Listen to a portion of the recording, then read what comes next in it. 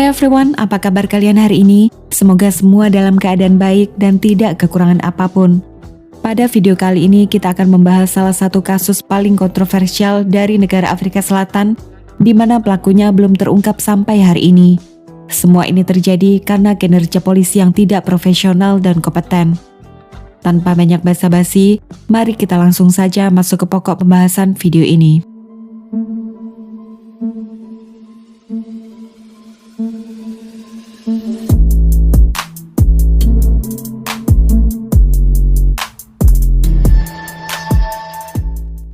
Kota Stellenbosch adalah sebuah kota yang indah, dikelilingi oleh pegunungan dan perkebunan anggur yang terbentang luas di mana-mana. Di tengah pusat kota berdiri Universitas Stellenbosch, salah satu universitas ternama dan paling terkenal di Afrika Selatan. Di antara banyak mahasiswa yang belajar di sana, ada seorang gadis bernama Inge Lotz. Inge lahir pada tanggal 12 Mei 1982 dan merupakan anak satu-satunya dari pasangan suami istri Jan dan Juanita Lotz. Jan berprofesi sebagai seorang profesor dan ahli radiologi di Universitas Stellenbosch, sedangkan Juanita adalah seorang ahli fisioterapis. Pasangan suami istri ini harus menunggu selama 10 tahun sebelum Inge lahir dalam kehidupan mereka. Singkat cerita, Inge tumbuh besar menjadi anak yang spesial dan diberkati otak yang cerdas, sehingga tidak heran bila dia selalu mendapat peringkat bagus di sekolah. Di luar aktivitas belajar, Inge sangat berbakat dalam bidang musik dan pandai bermain piano, serta beberapa alat musik lain. Selain itu, Inge juga memiliki suara sopran yang merdu dan merupakan anggota sebuah paduan suara terkenal di Stellenbosch. Setelah lulus SMA, Inge melanjutkan pendidikan di Universitas Stellenbosch, mengambil jurusan matematika dan statistika, dan berhasil lulus dengan nilai memuaskan. Pada tahun 2005 saat kasus ini terjadi, Inge sedang mengambil gelar master di bidang yang sama.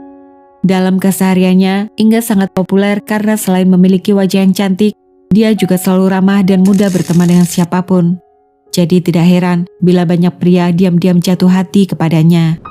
Dan di antara pria itu, ada satu orang yang sangat beruntung bisa menjadi kekasihnya. Pria itu bernama Fred van der Vyver. Fred seusia dengan Inge dan merupakan putra bungsu dari 3 bersaudara. Keluarganya cukup berada dan memiliki lahan perkebunan dan peternakan yang luas di daerah Eastern Cape. Hampir sama dengan Inge, Fred juga diberkati otak yang cerdas dan lulus dari SMA swasta prestisius. Di luar aktivitas belajar, Fred sangat gemar berolahraga dan anggota tim rugby sekolah. Setelah tamat SMA pada tahun 2001, Fred melanjutkan pendidikan di Universitas Stellenbosch, mengambil jurusan yang sama dan kebetulan sekelas dengan Inge. Meskipun demikian, mereka baru dekat dan resmi berpacaran pada tahun terakhir kuliah. Semua berjalan baik, apalagi keluarga Inge juga sangat senang dengan Fred. Pada ibunya, Inge bahkan pernah berkata bahwa Fred adalah pria yang tepat dan ingin menikah dengannya suatu hari nanti. Singkat cerita, setelah lulus kuliah, Fred diterima bekerja sebagai asisten aktuaris di Old Mutual, sebuah perusahaan investasi dan asuransi ternama di Afrika Selatan. Fred kemudian pindah ke Enfield Village, sebuah komplek perumahan yang berjarak hanya 3 menit saja berkendara dari kantornya. Di apartemen itu, Fred tinggal bersama Marius Botha, teman satu kuliahnya di Stellenbosch, karena mereka berdua sama-sama baru diterima bekerja di Old Mutual. Sementara itu, pada awal bulan Maret 2005, Inge pindah ke sebuah komplek apartemen yang bernama Shiraz, yang baru selesai dibangun dan berjarak sangat dekat dari kampus Stellenbosch. Inge baru diperbolehkan oleh orang tuanya pindah ke sana setelah standar keamanan yang dijanjikan pengembang selesai terpasang. Komplek apartemen itu dilengkapi pintu gerbang otomatis yang hanya bisa dibuka tutup dengan menggunakan sebuah remote khusus. Selain itu, untuk memberikan rasa aman pada penghuni, dinding sekeliling apartemen dibangun cukup tinggi dan dilengkapi dengan kawat berduri yang dialiri arus listrik. Seluruh pintu dan jendela unit juga terpasang teralis besi. Ketika semua penghuni sudah merasa aman, mereka akan gempar dengan kejadian yang sebentar lagi akan terjadi.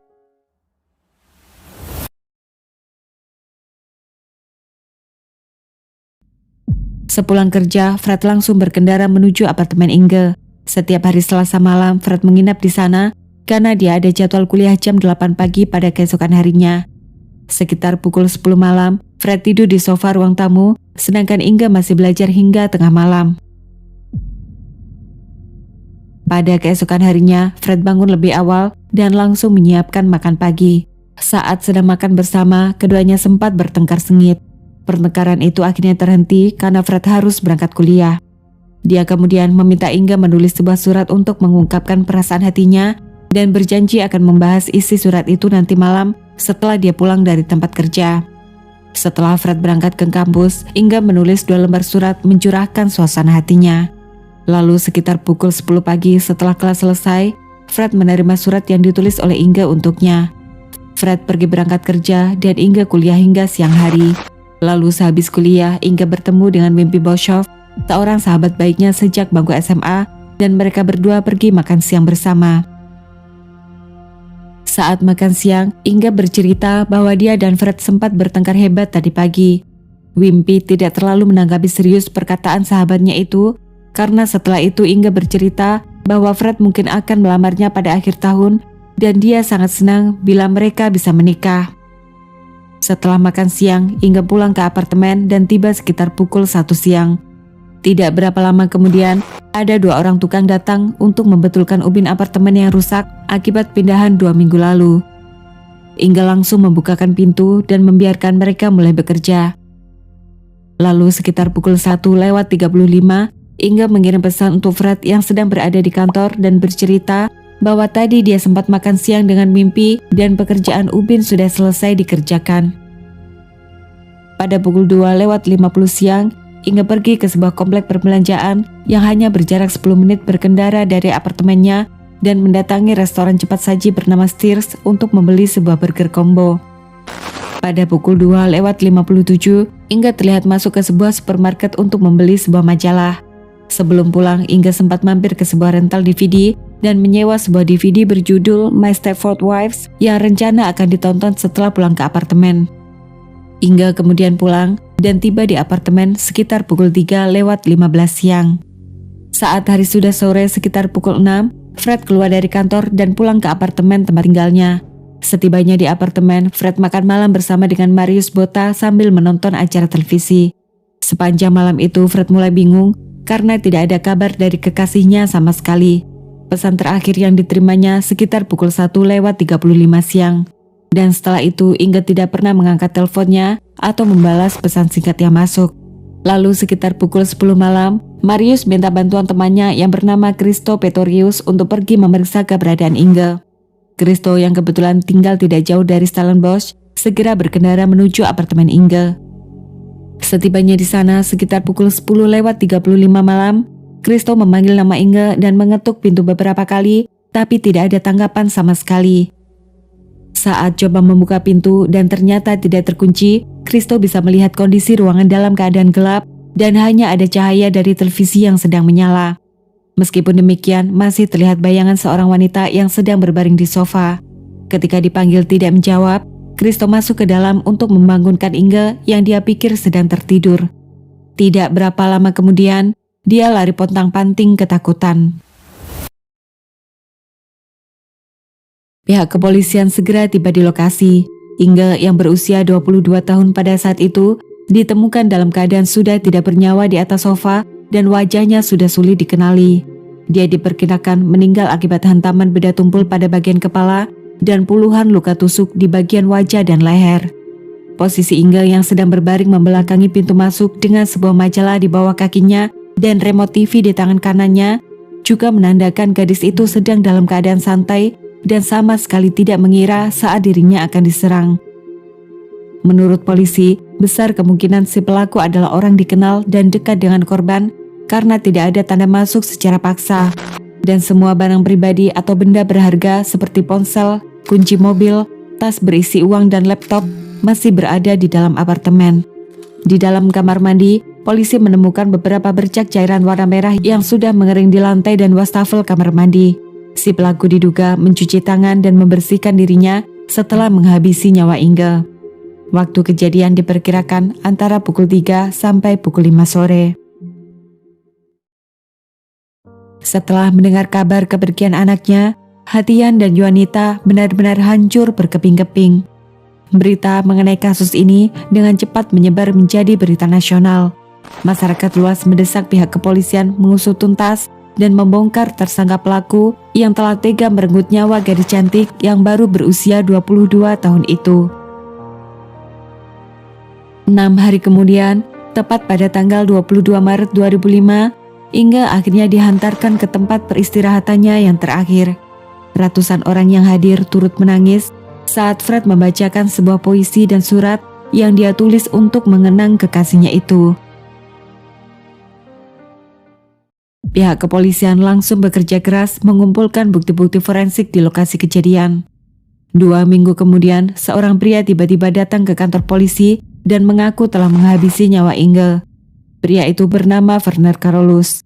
Werner adalah seorang pria bermasalah dan sering ditahan karena berbagai kasus kriminal seperti pencurian dan penyalahgunaan obat terlarang.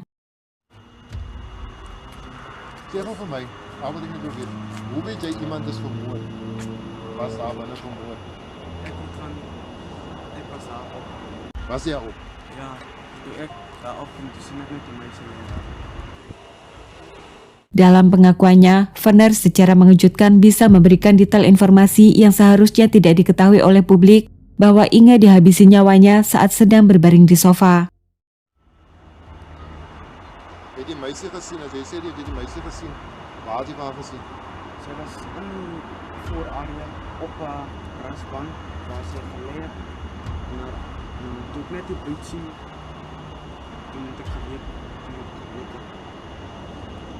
Sayangnya, beberapa hari kemudian, Werner menarik kembali berita acara pengakuannya dan mengaku sedang mabuk saat pertama kali datang ke kantor polisi menyerahkan diri. Polisi akhirnya membebaskan Werner karena mereka sudah menemukan bukti kuat siapa tersangka pelaku sebenarnya. Tersangka pelaku yang dimaksud adalah Fred van der Vijver, karena sidik jarinya ditemukan pada permukaan kotak DVD yang disewa Inge dari tempat rental. Seperti kita tahu, Inge tiba di apartemen sekitar pukul 3:15 sore dan Fred seharusnya sedang berada di kantor antara pukul 3 sampai pukul 5 sore. Pihak kepolisian kemudian mengeluarkan surat perintah penggeledahan dan memeriksa apartemen tempat tinggal Fred. Dalam penggeledahan itu, polisi menyita 2 barang bukti dari apartemen. Barang bukti pertama adalah sepatu olahraga yang diduga meninggalkan jejak di apartemen Inge. Kemudian barang bukti kedua adalah sebuah palu kecil yang ditemukan dari dalam mobil. Polisi menduga palu itu senjata yang digunakan oleh Fred untuk menghabisi nyawa kekasihnya. Dengan semua bukti yang ada, Fred akhirnya resmi ditahan.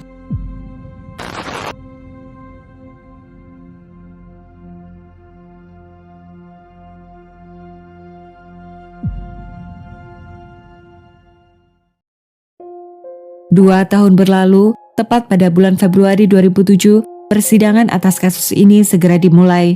Jaksa penuntut langsung mengajukan 3 barang bukti dalam persidangan.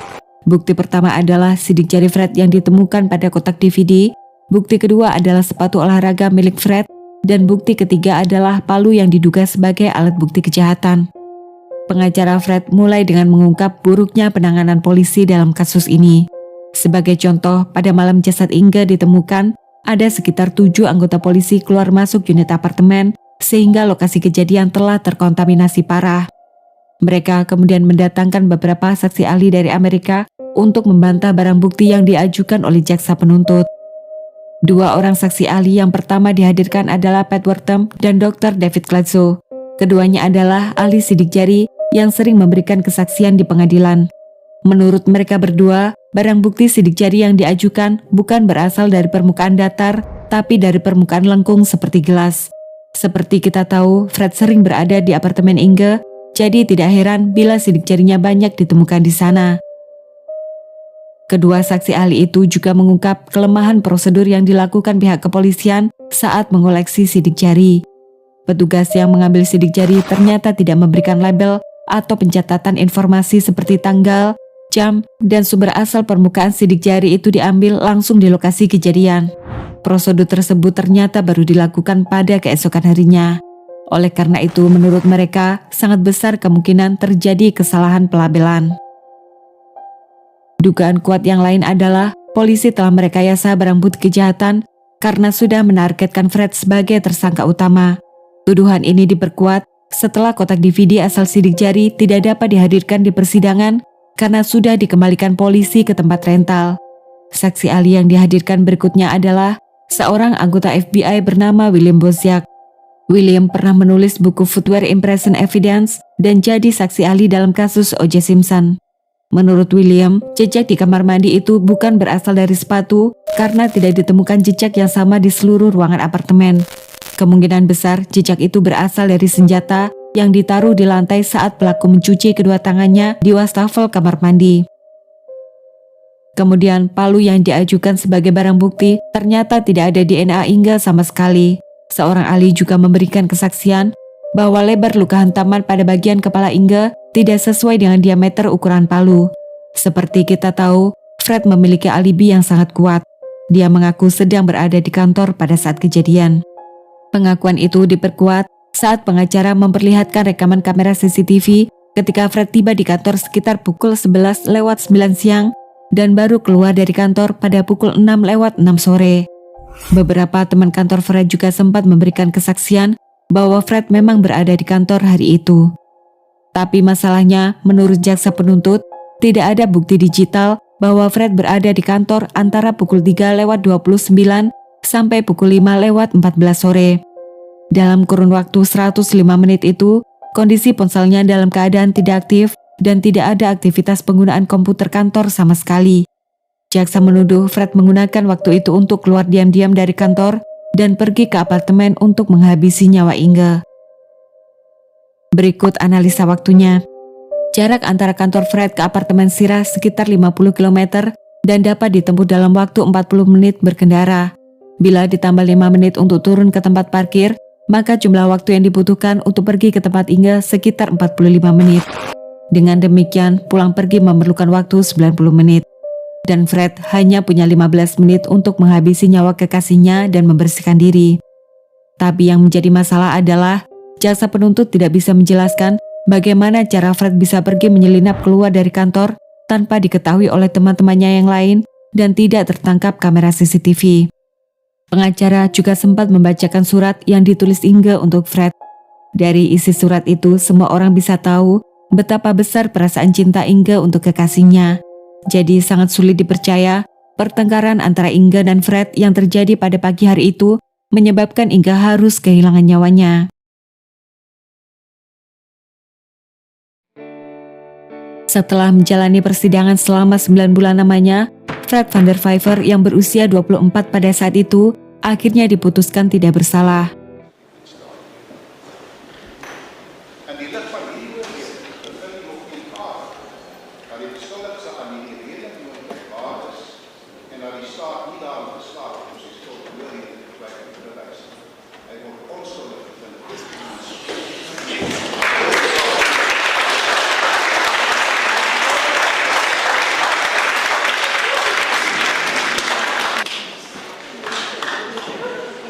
Lalu, bila Fred tidak bersalah, jadi siapa pelaku sebenarnya?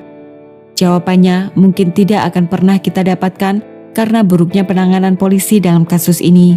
Sebagai contoh, polisi membebaskan Werner Carolus padahal pemuda itu tahu bahwa Inge meninggal di atas sofa. Werner juga pernah membuat pernyataan pada media bahwa dia diintimidasi pihak kepolisian yang mengancam akan membuatnya hidup menderita bila tidak menarik kembali pengakuannya.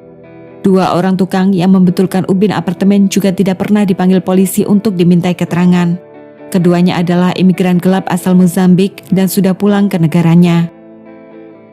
Seperti kita tahu, Inge baru 2 minggu tinggal di komplek apartemen Syrah. Bisa saja ada seorang psikopat yang diam-diam mengincar Inge sejak pindah tinggal di sana.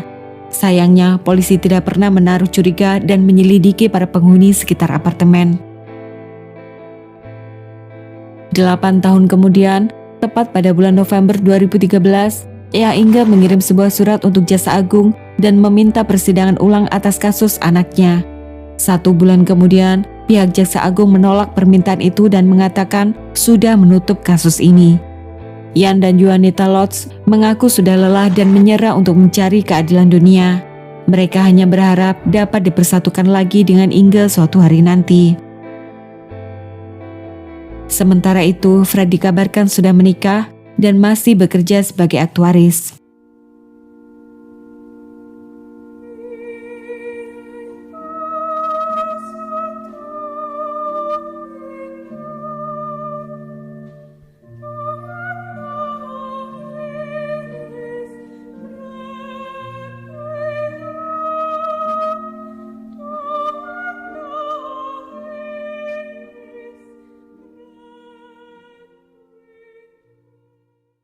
Oke everyone, sampai di sini dulu cerita kali ini.